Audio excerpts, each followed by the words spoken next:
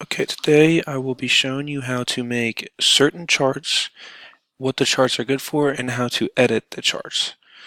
For my first chart, I will be making a pie chart, and I'll be using the software information as shown here and the offense reference information as shown here.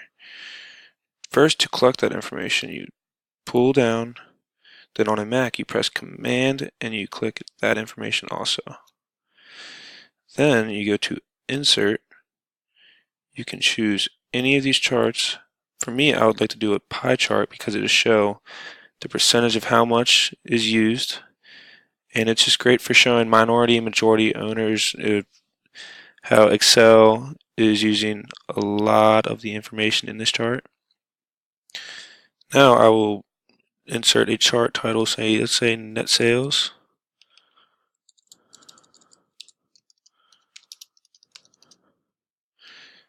You can also go up to the top left of your screen and add chart elements like chart titles above the chart. You can put it anywhere you want. You can delete it if you want.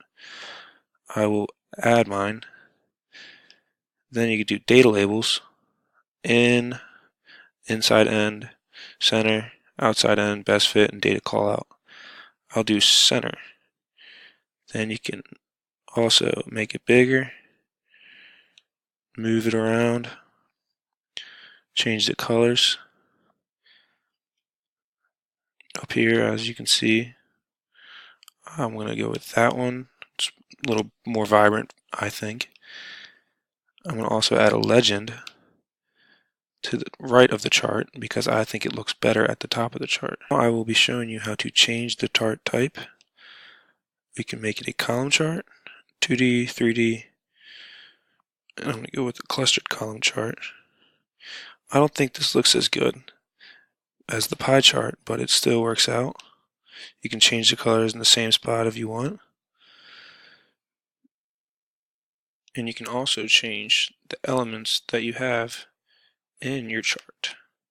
I'm going to get rid of the wording in the thing because that doesn't look as clean as it should. You can also go up here, add the chart title centered. You can add error bars, data table, data labels. I'll put them on the outside end. So I think that looks better than it was in the middle. One last chart type we will be looking at is the line chart. I'm going to go with a 2D line chart with markers that show you how well some of them are doing and how well some of them aren't doing. I don't think this is also as good as the pie chart because it doesn't really show a statistical advantage to either one other than money-wise.